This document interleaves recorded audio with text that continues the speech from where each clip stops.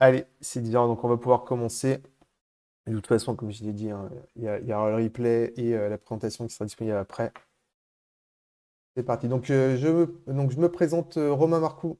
Je suis donc consultant indépendant en cybersécurité, expert cybersécurité, avec tout spécialement, alors entre autres, hein, pas que lui, mais mon éditeur de prédilection, c'est Fortinet.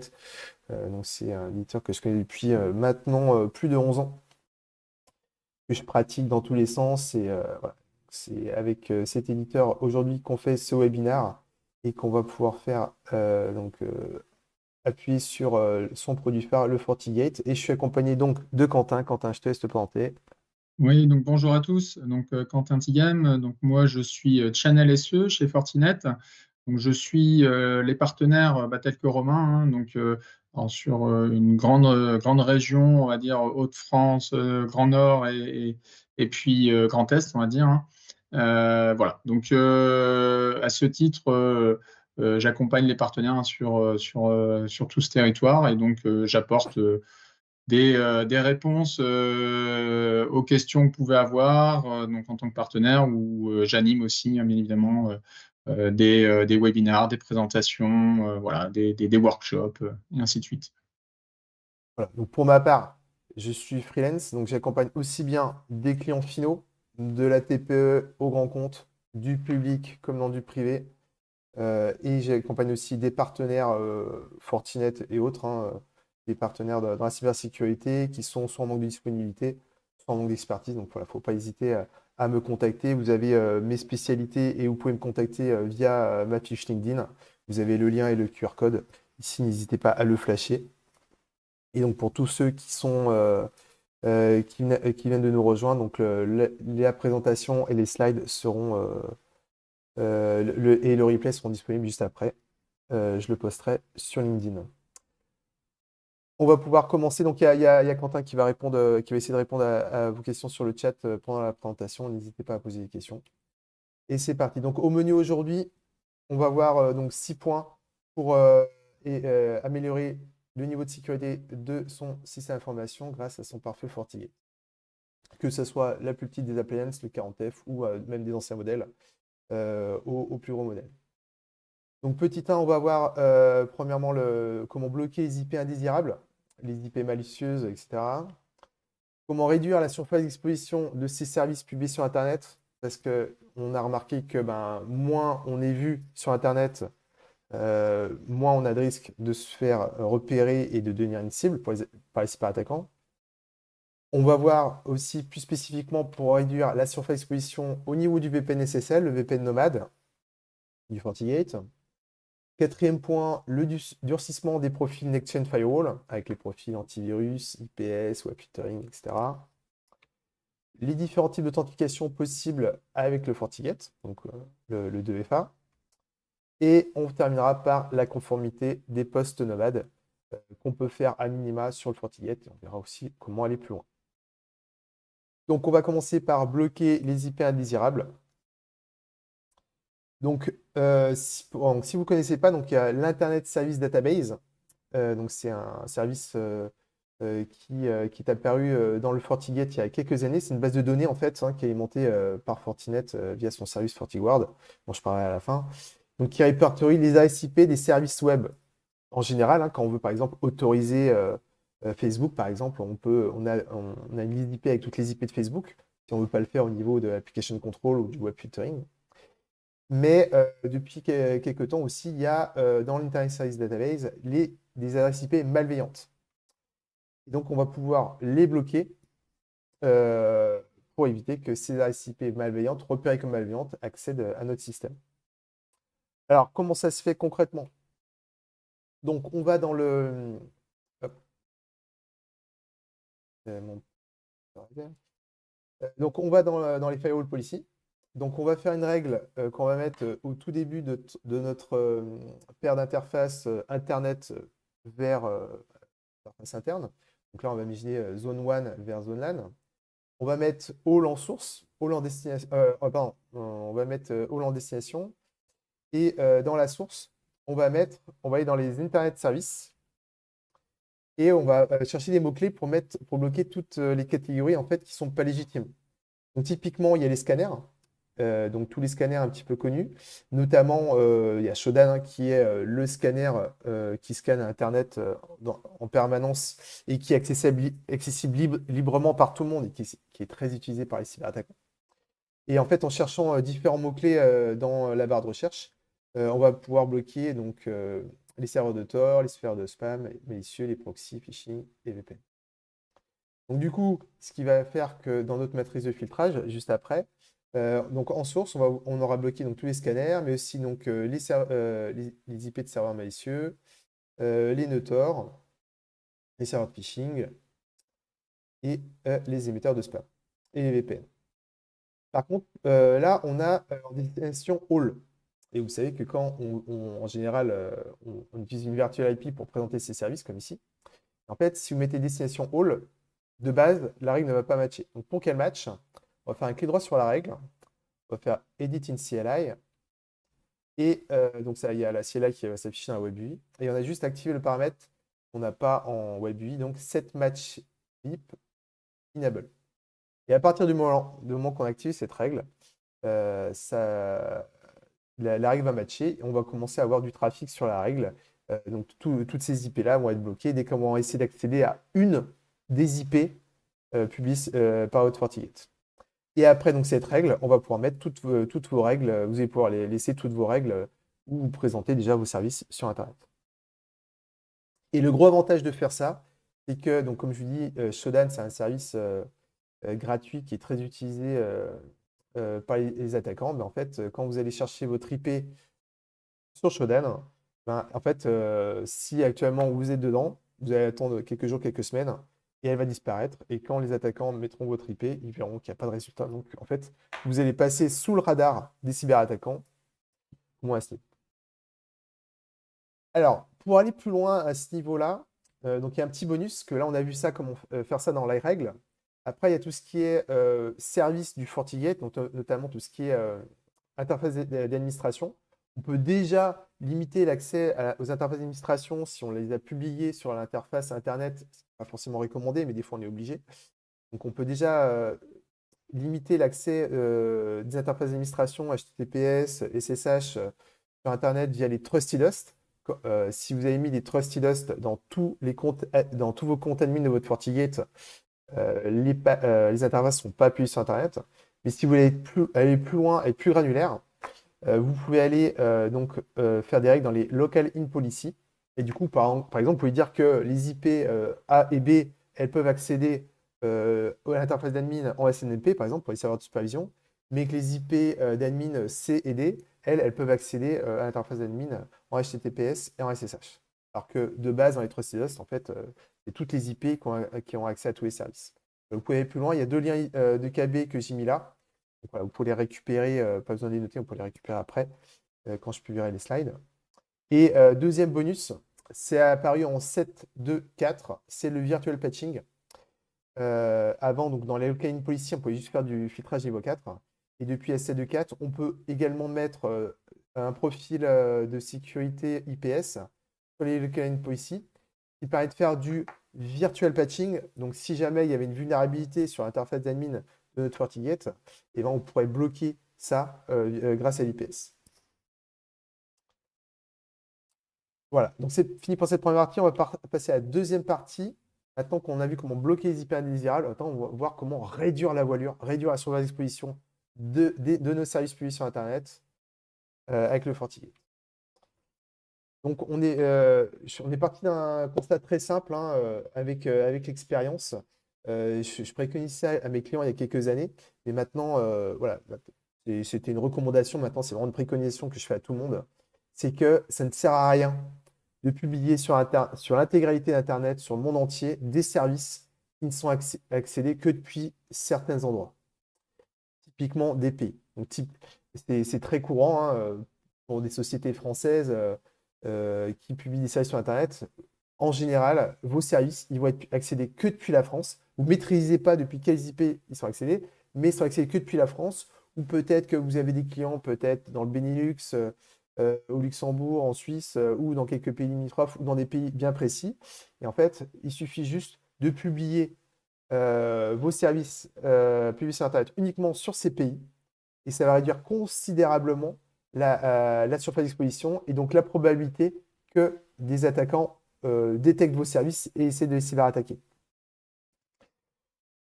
Donc, pour ça, donc ça se fait en plusieurs étapes. D'abord, on va créer les objets géographiques. Donc, on va dans Policy Object Address. On fait Create New Address. Et on va créer nos objets géographiques. Donc, vous mettez, donc, par exemple, on va créer la France. On met le nom France. Vous mettez le type d'objet géographie. Et vous cherchez donc le pays qui correspond. Donc, ici, la France. Et vous avez votre objet qui correspond en fait à un objet qui va taper dans la base GeoIP du FortiGate et qui représente toutes les IP référencées comme françaises. Donc toutes les IP des box de particuliers, mais aussi des connexions Internet d'entreprise. Et donc on va l'appliquer dans notre règle de filtrage. Donc, tout simplement, donc là on a notre règle où on publie un service sur Internet, donc zone 1 vers zone LAN. Donc avant, en source, on avait mis All, on avait publié sur tout Internet. Là, c'est un service, il n'est accédé que depuis la France, c'est un service franco-français. On va mettre France en source. Notre virtual IP, ça on ne touche pas, le reste on ne touche pas. Et, voilà. Et là, tout de suite, on a réduit la voilure. Et typiquement, c'est pareil, hein, on a déjà bloqué Shodan juste avant, par exemple, et les autres scanners et OTP malicieuse. Et bien, en plus de ça, si jamais on réduit encore plus la surface d'exposition.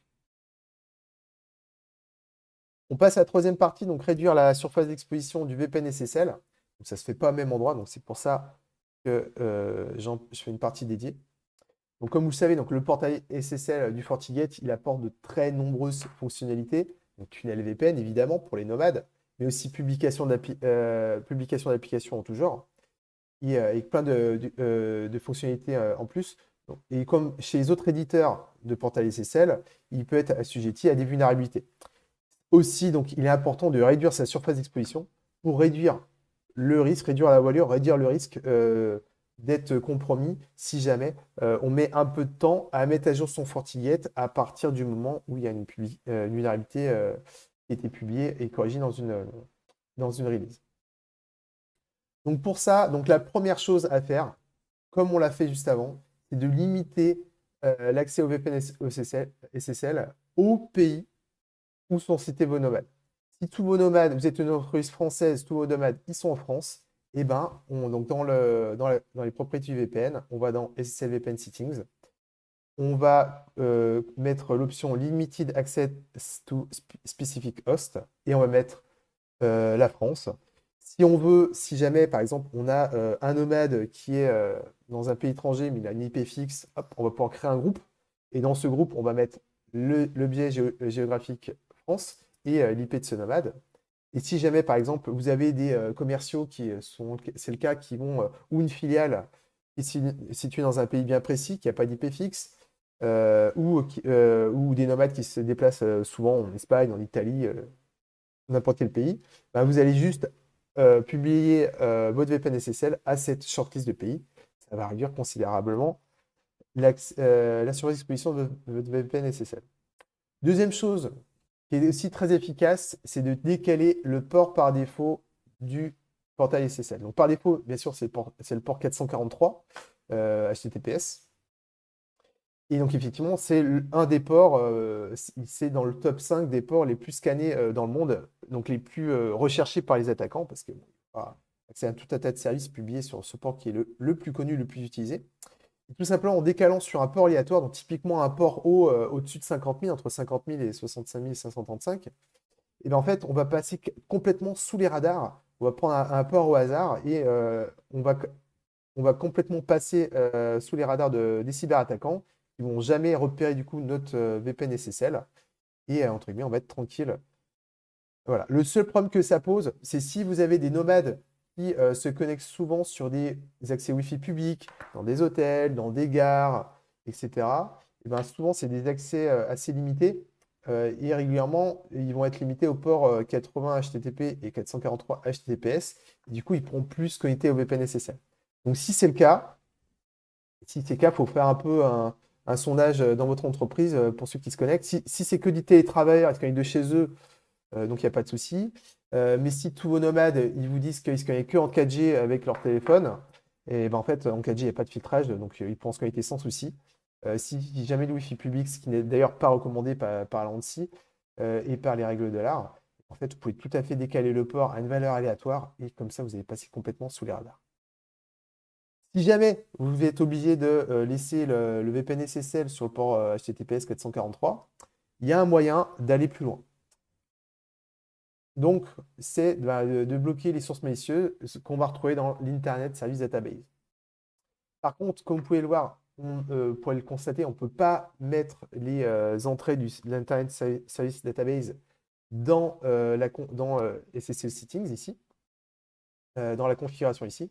Donc pour cela, on va devoir le faire écouter sur une loopback et on va pouvoir réaliser ce filtrage au niveau des règles de filtrage. Donc ça, c'est très, très, très efficace. Je vous explique comment on fait. Donc on va créer donc, une interface loopback. Donc on va dans Network Interface, Create New Interface. Donc on va lui mettre un petit nom. En type, on va mettre loopback. Hein, pour ceux qui ne savent pas, une interface loopback, c'est une interface locale hein, qui écoute juste localement sur votre FortiGate. Après, c'est une notion générique hein, qu'on retrouve sur tous les équipements réseau.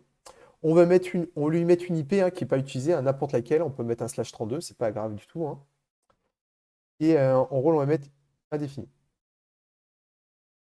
Après, on va créer la virtual IP, parce que du coup, on va maintenant publier notre portail SSL sur une loopback. On va créer une NAT comme n'importe quel service public sur Internet. Donc, on va créer notre virtual IP donc, dans Policy Object.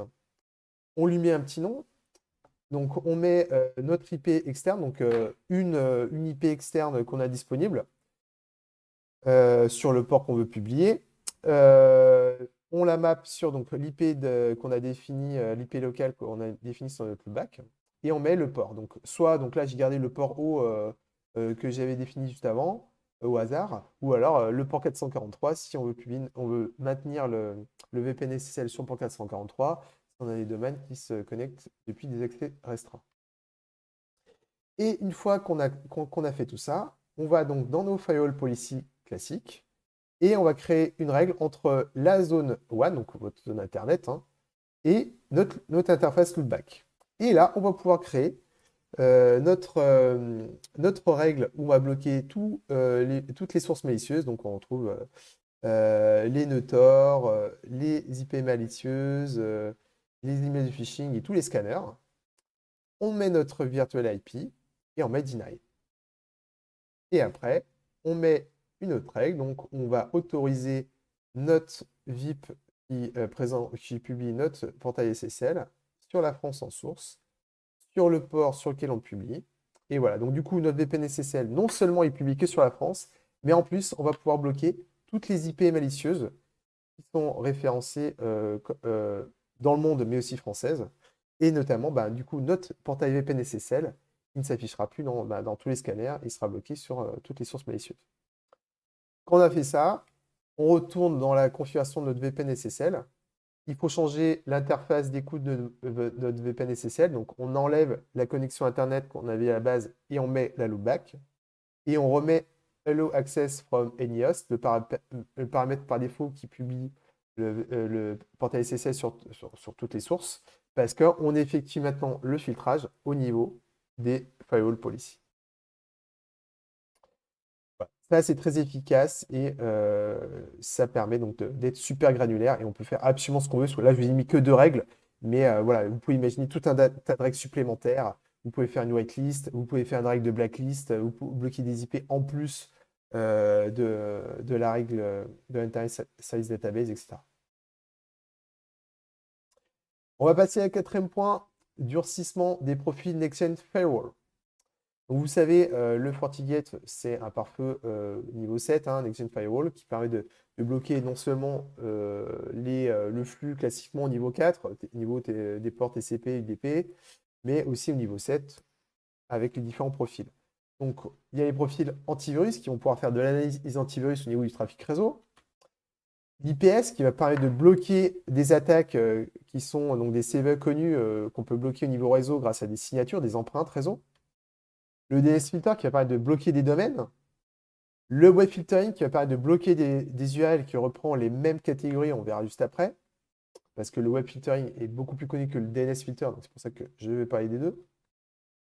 L'application control qui permet de faire du contrôle d'application et de pouvoir bloquer des applications web spécifiques. Et le SSL inspection qui permet d'analyser le trafic chiffré. Alors, on va commencer donc déjà par détailler sur quel type de trafic on va mettre quel profil de sécurité. Alors d'abord, tout ce qui est publié sur Internet. Donc, tout ce qui est menace vers serveur. Donc typiquement, tout ce qui est Internet WAN vers LAN ou DMZ, vers vos réseaux internes. Ou alors, ça peut être aussi, vos menaces, elles viennent d'où? Elles sont sur Internet. Et les menaces, c'est aussi vos postes de travail. Parce que si vous avez un utilisateur qui s'est fait compromettre un poste de travail, par phishing ou parce qu'il a branché une clé USB, etc., c'est aussi une source de menace, les postes de travail. Donc ça peut être aussi les profils que vous mettez entre vos réseaux postes de travail et vos réseaux serveurs, par exemple. Donc là, il faut mettre deux profils, c'est l'antivirus et l'IPS. Donc ça, c'est les profils de sécurité qui sont pertinents à mettre dans ce sens. Menace vers serveur ou vers ressources internes. Après, dans l'autre sens, donc client vers menace, donc serveur vers Internet ou poste de travail vers Internet. Donc là, on va remettre donc l'antivirus et l'IPS, parce on va pouvoir bloquer aussi des virus qui transitent dans les flux réseau ou des vulnérabilités côté client. Mais aussi, on va faire du DNS filtering, du web filtering pour filtrer tout ce qui est accès web et application control aussi pour contrôler les applications web qui sont utilisées par les clients. Donc maintenant, on va voir comment durcir ces 5 types de profils de sécurité. Alors, on va commencer dans l'alphabétique, l'antivirus. Enfin, pas forcément alphabétique, mais dans l'ordre de présentation. Donc, l'antivirus. Donc, d'abord, on va activer la FortiSandbox Cloud. Et elle est trop souvent pas activée par mes connaissances parce que c'est quelque chose qui est arrivé, qui n'était pas en place il y a quelques années et qui n'était pas inclus dans la licence. Et du coup, les FortiGate qui sont là historiquement n'étaient pas forcément configurés. Et c'est dommage parce que c'est sûrement inclus. Dès que vous avez le package antivirus, vous avez dans le pack de licence, vous avez la FortiSandbox Cloud, donc autant en profiter. Donc pour la configurer, vous allez dans la FortiSecurity Fabric, les fabriques connecteurs. Vous sélectionnez la FortiSandbox Cloud. Si jamais vous ne l'avez pas, il faut l'activer dans les features, dans System Features Select. Donc vous la sélectionnez et vous l'éditez. Vous l'activez et vous sélectionnez la région, donc typiquement Europe. Et après, on va la configurer dans le profil antivirus. Donc, dans les profils antivirus, donc c'est dans Security Profile antivirus. Tout d'abord, bien sûr, on va mettre bloc pour bloquer les virus. On va sélectionner à peu près tous les protocoles. On va mettre qu'on va analyser aussi les virus qui sont dans les emails en pièce jointe. On va sélectionner ce qu'on envoie à la FortiSandbox. Donc, pour des raisons de limitation, on ne peut pas envoyer tous les fichiers supportés à la FortiSandbox. Parce que sinon, après, tout le monde ne pourrait plus utiliser. Donc, on va utiliser l'option Suspicious File Only, donc qui va uniquement soumettre les fichiers qui sont considérés comme potentiellement malicieux par le FortiGate. On va pouvoir mettre des exceptions au niveau des extensions. On va dire qu'on va utiliser aussi la base de données de la FortiSandbox pour optimiser le process. Et aussi qu'on va utiliser le service FortiGuard Outbreak Prevention Database qui permet d'avoir les menaces qui viennent juste d'être publiées. Vous pouvez, par défaut, c'est toutes les 1 heure, toutes les 2 heures que votre base antivirus se met à jour sur votre FortiGate. Mais avec l'option Outbreak Prevention Database, on va pouvoir avoir toutes les vulnérabilités quand elles viennent juste de sortir. Après, on passe au profil IPS, Intrusion Prevention. Donc, dans un profil IPS, donc on va bloquer les URL malicieuses, mais on va aussi bloquer donc, tout ce qui est signature. Donc, par défaut, ce que je conseille, c'est d'utiliser le profil par défaut qui est très bien. Donc, il va bloquer toutes les vulnérabilités qui ont un niveau de sévérité à partir de medium jusqu'à critical. Au niveau de l'action, soit on met l'action par défaut qu'a défini FortiGuard, donc qui va bloquer que les vulnérabilités vraiment avérées, ou qui va monitorer les autres. Mais vous pouvez aussi choisir de bloquer toutes les vulnérabilités. Donc, attention, ça peut être source de faux positifs. si jamais il y a une application métier qui utilise une application obsolète. Et c'est important d'activer le login et de voir un peu tout ce qui a été bloqué. Ça vous permet de retrouver dans les logs toutes les vulnérabilités que vous allez voir au niveau de vos entrantes et sortantes. Et aussi très important, c'est de bloquer toutes les IP de botnet, donc de pouvoir bloquer toutes les connexions sortantes vers tout ce qui est botnet.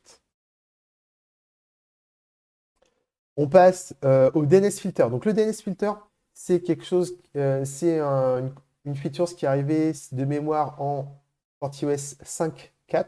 Donc 5.4, c'était déjà il y a quelques années, ça ne nous rajeunit pas. Mais donc, comme c'est assez peu connu, donc c'est assez peu utilisé, donc ça je le remarque hein, chez mes clients. Il ne faut pas hésiter à l'activer. Parce qu'au lieu de bloquer les domaines malicieux au niveau 7 dans le web filtering, on va pouvoir les bloquer déjà au niveau 4, au niveau du DNS. Donc pour ça, donc on va dans Security Profile, DNS Filter. Si vous ne le voyez pas, il faut l'activer dans System Features Select. Pareil, on va pouvoir bloquer tout ce qui est requête sur des domaines de botnet.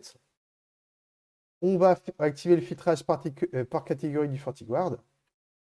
Donc, et ce qu'il faut bloquer, donc c'est en bas dans Security Risk, c'est bloquer toutes les catégories, donc surtout les sites malicieux, les sites de phishing et les sites catégorisés comme spam.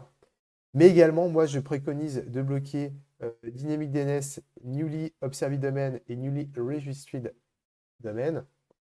Parce que du coup, c'est en général, donc pour ces deux catégories-là, c'est en général des domaines qui ne sont pas encore classés comme phishing, mais qui vont sûrement le devenir. Et Dynamic DNS, voilà, en général, c'est plus des sites des sites un peu bricolés qui vont être publiés dessus. On va rarement avoir du trafic légitime derrière du Dynamic DNS. Donc ça, d'expérience, ça fait plus de 2 ans que je préconise de bloquer toutes ces catégories à mes clients. Et j'ai très peu de retours de faux positifs. Autre chose qu'on peut bloquer, c'est aussi tout ce qui est unrated, donc tout ce qui n'est pas catégorisé, donc des domaines non catégorisés. Potentiellement, c'est des sites où il y a très peu de trafic, donc très peu de chances que ce soit du trafic légitime professionnel. Bon, il y a un risque de faux positif, mais il est très faible. Et si jamais vous avez du faux positif dans ces catégories, donc la première chose à faire pour débloquer vos utilisateurs, c'est dans le domaine filter ici de créer, de les mettre en whitelist ou en blacklist, ici. Et dans un deuxième temps, d'aller sur le FortiGuard et de soumettre, dire que bah, voilà, ce domaine-là, il faut le recatégoriser dans quelle catégorie, c'est un site légitime ou au contraire, le site est légitime. Voilà. Maintenant, on passe au web filter. Donc, le web filter, c'est beaucoup plus utilisé. On va dans Security Profile Web Filter. Pareil, on va faire du filtrage par catégorie et on va retrouver les mêmes catégories que pour le DNS filter. Donc, on va pouvoir bloquer donc, tout ce qui est Security Risk, comme je vais le dire, et aussi la catégorie Unrated. Et pareil, on va pouvoir faire une whitelist et des blacklists d'URL ici pour faire des exceptions, en plus du fait de pouvoir les soumettre, les recatégoriser auprès de FortiGuard. Ils sont très réactifs, hein, j'en ai fait, des fois on tombe sur des faux positifs, j'en ai fait quelques fois, ils sont très réactifs. Et une option qui est très intéressante aussi à mettre, c'est Block Malicious URL découverte par la Forti Sandbox en bas. Dès qu'on a Forti Sandbox activé, on a cette option qui apparaît, qui est très intéressante. Ensuite, dernier profil, l'application control, configuration sécurisée des applications. Donc là, c'est pareil, on va pouvoir bloquer des catégories qu'on ne veut pas, sur lesquelles accèdent nos utilisateurs. Bah, typiquement, si on veut bloquer tout ce qui est streaming parce que ça utilise trop de bande passante, on va pouvoir bloquer vidéo audio. Partant du principe que c'est pas pas du trafic professionnel, on va pouvoir bloquer tout ce qui est peer-to-peer avec trafic BitTorrent et autres, tout ce qui est proxy, etc. Et pareil, on peut faire de l'override, on peut faire une liste blanche d'applications. Si on veut par exemple bloquer tout ce qui est vidéo audio, mais autoriser Spotify ou autoriser juste YouTube parce que c'est utilisé par service marketing, on va pouvoir faire des exceptions en plus des catégories qu'on aura bloquées ou monitorées juste au-dessus. Donc, c'en est fini pour cette 4e partie. On va passer à la 5e partie, c'est les différents moyens d'authentification forte au niveau du FortiGate. Parce que vous le savez, vos utilisateurs, s'ils se font compromettre leur identifiant mot de passe avec un phishing, avec un lien, un mail d'hameçonnage, ils pourront, si c'est le même identifiant pour se connecter en VPN, l'attaquant va pouvoir se connecter en VPN SSL et le loup sera dans la bergerie. Donc, une authentification forte, c'est quoi? C'est une authentification avec plusieurs facteurs, au moins 2. Donc, en anglais, on dit MFA, Multifactor Authenticator, ou 2FA pour Two Factor Authenticator. Donc, ces facteurs, ça peut être quoi? Donc, ça peut être déjà quelque chose que l'on sait. Donc, un mot de passe, classiquement. Un tracé déverrouillage sur un téléphone. Ensuite, ça peut être quelque chose que l'on possède. Donc, un téléphone qui va permettre d'afficher ou de faire quelque chose, une action. Un token qui va afficher un code à usage unique. Une carte magnétique, une carte à puce. Troisième chose, c'est quelque chose que je suis avec une empreinte biométrique. Donc là, on va voir ce qui est possible de faire nativement avec le FortiGate. Donc la première chose la plus simple, la plus user-friendly, c'est l'application mobile ou le token physique. Donc avec le FortiToken. Donc le FortiToken, on peut le gérer, si on veut l'utiliser pour l'authentification forte au niveau du VPN SSL, on peut le gérer directement au niveau du FortiGate. Donc vous avez les tokens physiques, donc sous forme de portlet ou de carte. Vous appuyez sur le bouton et il y a le code à usage unique à 6 chiffres qui va s'afficher. Ou sous forme d'application mobile. L'avantage, c'est que sur l'application mobile, on va pouvoir avoir le code à usage unique, mais aussi la notification push. Donc, du coup, l'utilisateur se connecte à son VPN SSL, login mot de passe. Dès qu'il a fait ça, il a une notification sur son téléphone. Il tapote, il valide la notification et il se connecte. Il n'y a pas besoin de recopier le code à 6 chiffres. Niveau expérience utilisateur, on est au top. Un FortiToken, ça coûte combien? Si on prend par lot de 100, ça coûte entre 48 et 54 euros hors taxe en prix public, hein, que ce soit pour le FortiToken physique ou mobile. Chose très importante, c'est une licence perpétuelle. Vous achetez la licence, one shot, c'est du CAPEX, et licence FortiMobile, vous pouvez l'utiliser, et le FortiToken, vous pouvez l'utiliser à vitam aeternam, et vous pouvez le réutiliser. C'est-à-dire que si vous avez un utilisateur qui quitte l'entreprise, vous pouvez déprovisionner le FortiToken auprès du support Fortinet, et après, vous pouvez le réapprovisionner à un autre utilisateur. La licence n'est pas perdue.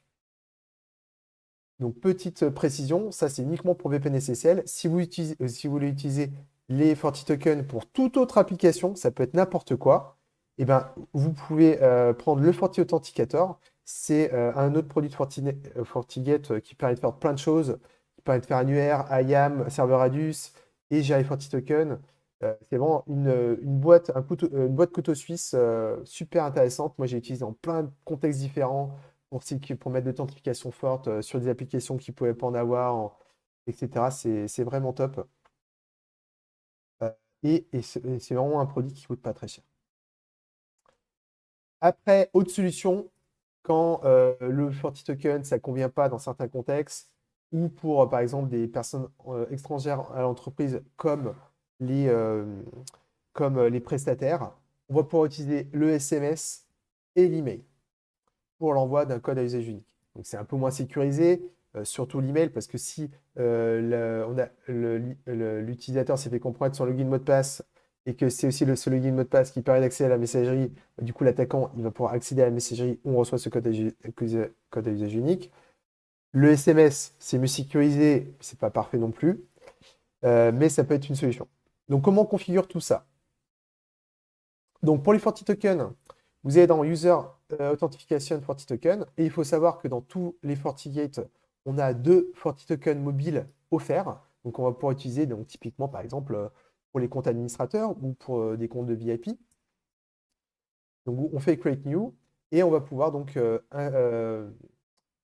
déployer nos FortiTokens, sachant qu'au sein d'une même commande, il suffit d'ajouter juste le numéro de série, un des numéros de série de la commande, et ça va s'y référencer automatiquement, et ça va ajouter tous les FortiTokens associés.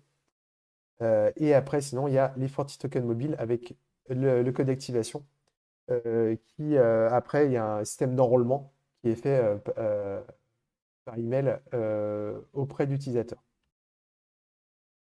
Donc après, quand vous gérez les FortiTokens avec le FortiAuthenticator, il y a un mécanisme plus simple. On peut provisionner automatiquement les FortiTokens.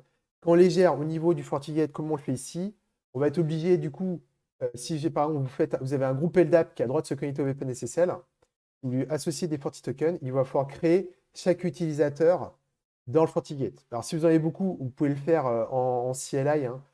C'est assez simple, hein. Vous prenez votre liste de users, après vous les créez en masse. Il suffit juste de mettre l'authentification LDAP.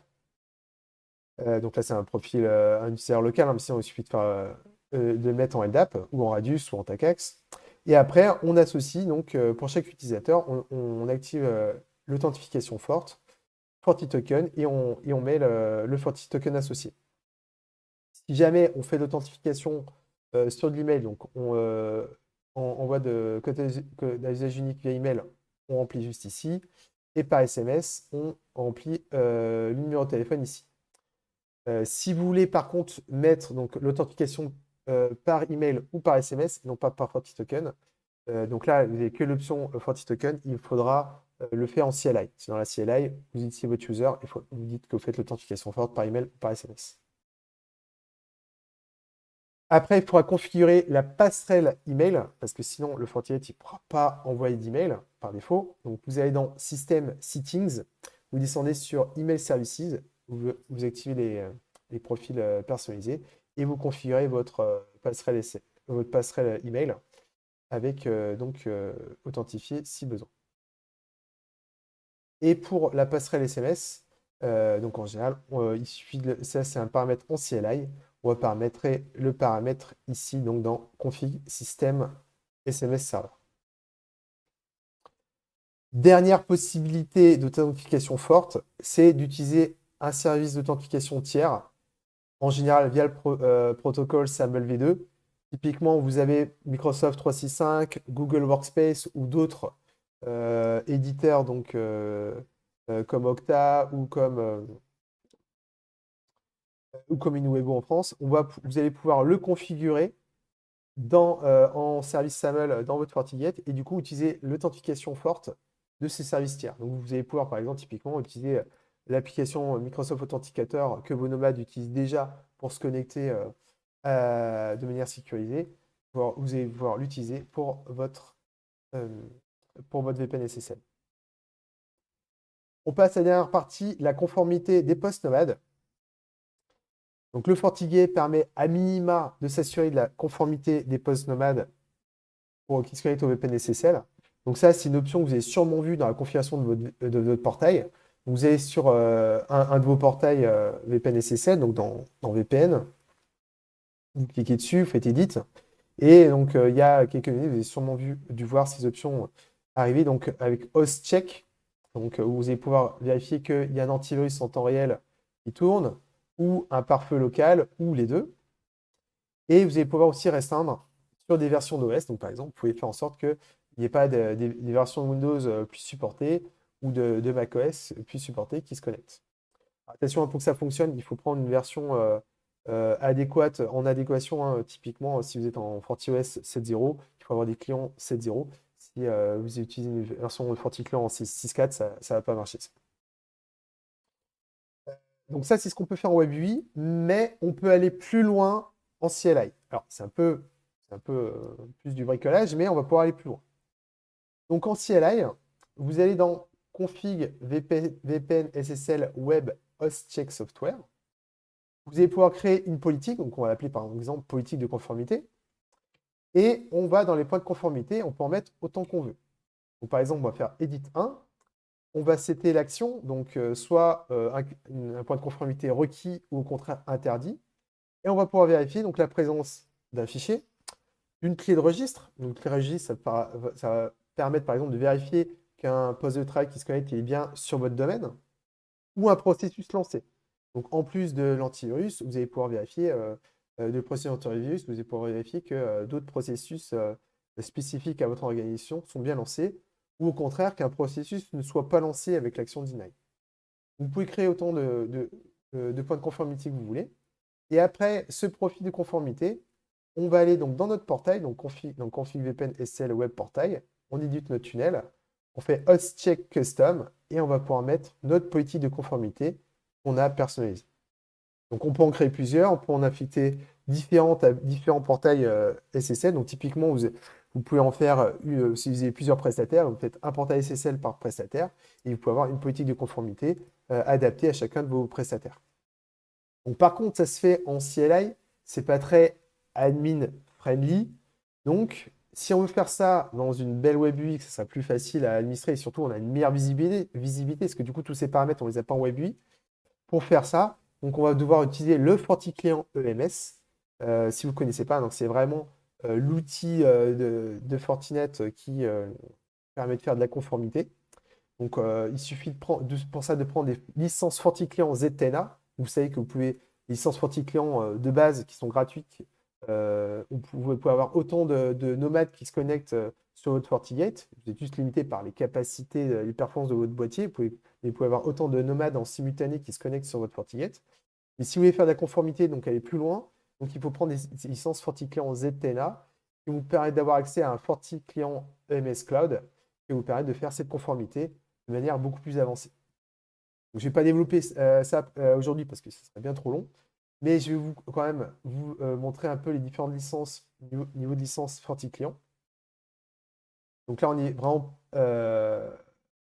donc là, pour le ZTNA, donc, qui va permettre de faire donc, le portail VPN plus le ZTNA, donc on a donc, ce niveau de licence, notamment avec tout ce qui est KSB et aussi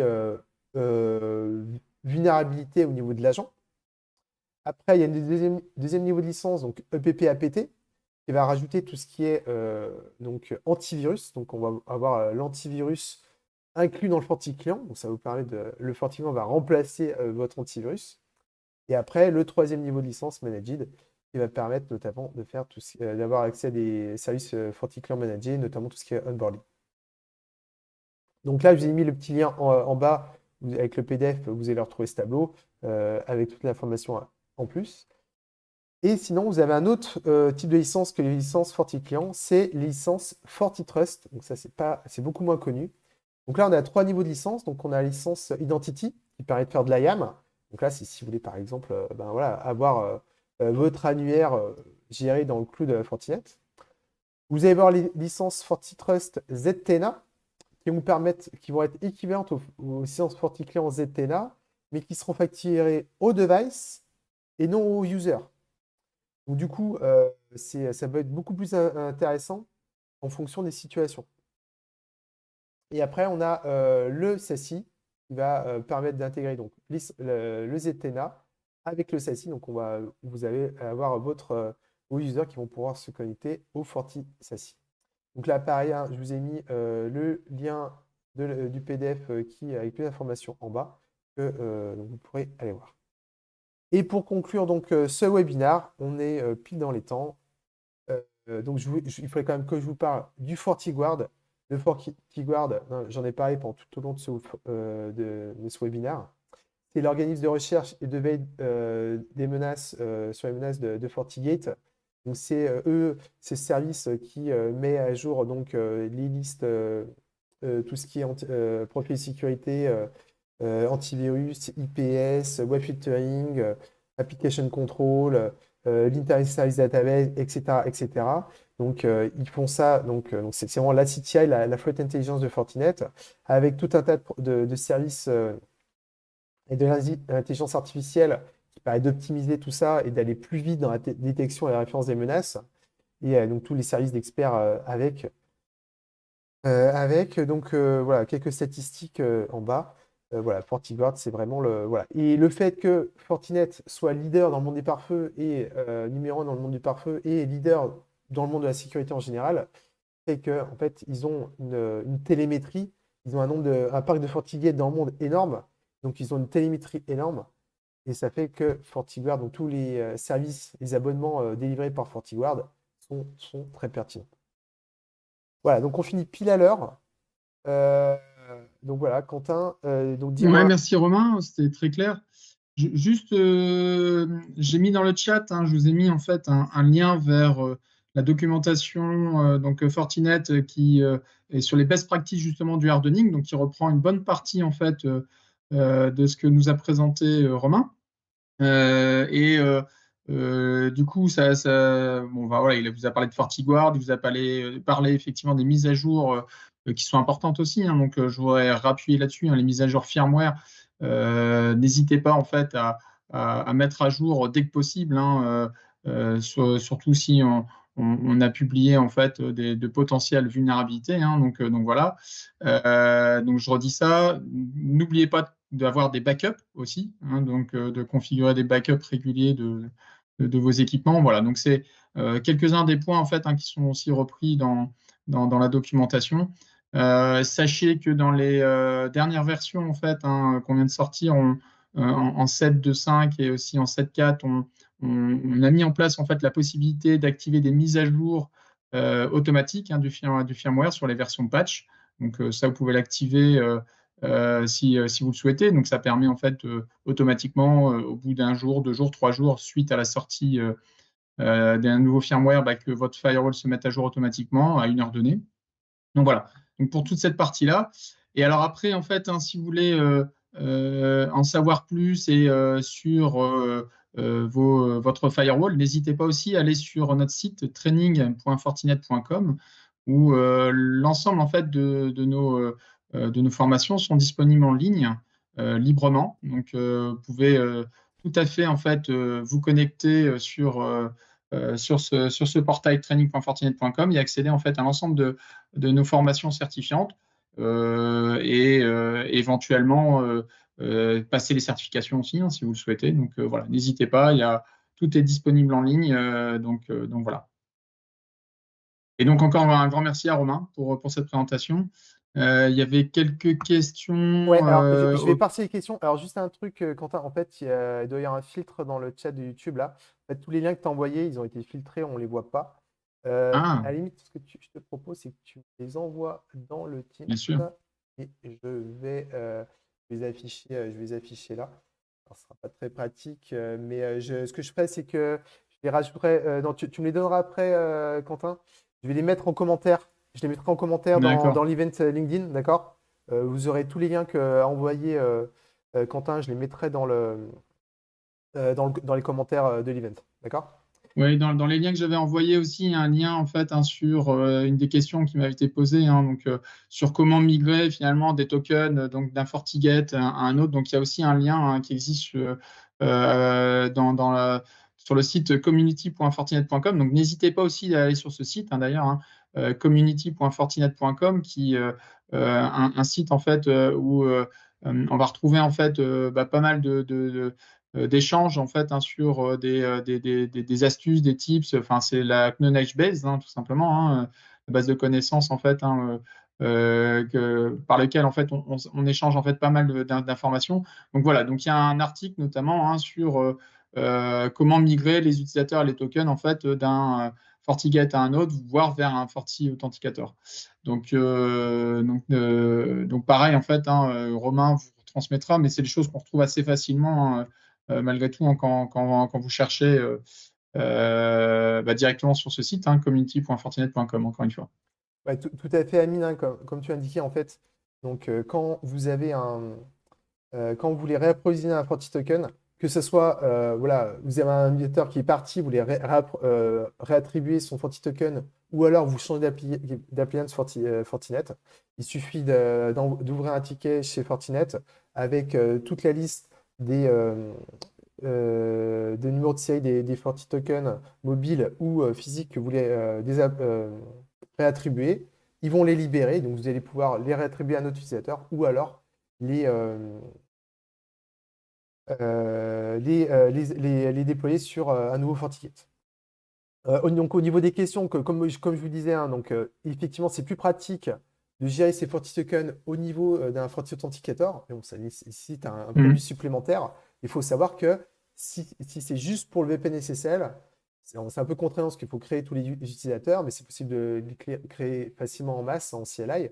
Mais on peut juste utiliser le FortiGate. Qu'est-ce qu'on avait comme autre question aussi? Donc, oui, donc c'est possible de faire mot de passe oubli sur les utilisateurs nomades avec un Oui. Forti token, hein. voilà, le système donc, de réinitialisation de mot de passe, Avec ou il sans change pas. FortiToken d'ailleurs, Ouais, hein. avec ou FortiToken, vous pouvez le faire, il n'y a pas de souci, hein. Ça n'empêchera pas que l'utilisateur aura toujours son FortiToken. Donc voilà, donc tous les liens de la doc, je vous les mettrai donc, en commentaire dans l'event. Voilà, on n'a pas trop d'autres questions, donc vous avez été jusqu'à 41. Donc bah, je vous remercie d'être venus très nombreux à ce webinaire. Je vous dis à bientôt. Merci Quentin. Si vous avez besoin de mes services, n'hésitez pas, hein. Comme je vous l'ai dit au début de la présentation, voilà, moi je suis indépendant, je travaille aussi bien pour des clients finaux de toute taille, de la TPE au grand compte, ou pour des partenaires, donc des partenaires Fortinet qui sont en manque d'expertise ou de disponibilité. Je travaille pour plein de partenaires Fortinet de tailles différentes. N'hésitez pas à me contacter, vous avez le lien LinkedIn et le QR code qui s'affiche. N'hésitez pas aussi à vous connecter. J'aime bien échanger sur les thématiques de la cybersécurité, de Fortinet, de la cybersécurité en général. J'aime bien répondre aux questions. N'hésitez pas à vous poser vos questions. Voilà. Faut pas hésiter. Moi, je suis dans le partage. C'est pour ça aussi que je fais ce webinaire. N'hésitez pas. Quentin, rien à ajouter, c'est bon? Un grand merci. Bah, Merci à encore une toi. fois, un grand merci, hein, Romain. C'était top. Donc, tu vois, j'ai pas eu besoin de rajouter grand-chose. Tu étais parfait. Donc voilà. Très bien. Merci à toi. Merci beaucoup. Merci à vous tous. J'arrête le live. Et donc, je vous allez retrouver tous les liens donc dans les commentaires de l'event. Et aussi, je posterai le replay et la présentation pour que vous retrouviez les liens qui sont dedans. Merci beaucoup. Au revoir. Au revoir. Bonne journée.